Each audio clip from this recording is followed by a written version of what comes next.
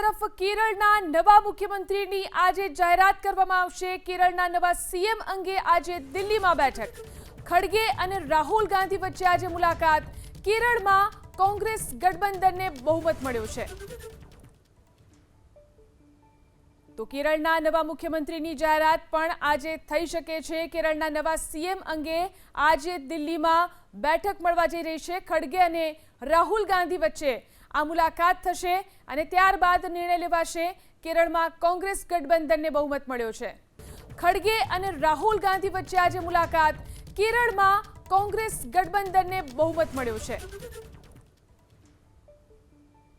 તો કેરળના નવા મુખ્યમંત્રીની જાહેરાત પણ આજે થઈ શકે છે। કેરળના નવા સીએમ અંગે આજે દિલ્હીમાં બેઠક મળવા જઈ રહી છે। ખડગે અને રાહુલ ગાંધી વચ્ચે આ મુલાકાત થશે અને ત્યારબાદ નિર્ણય લેવાશે।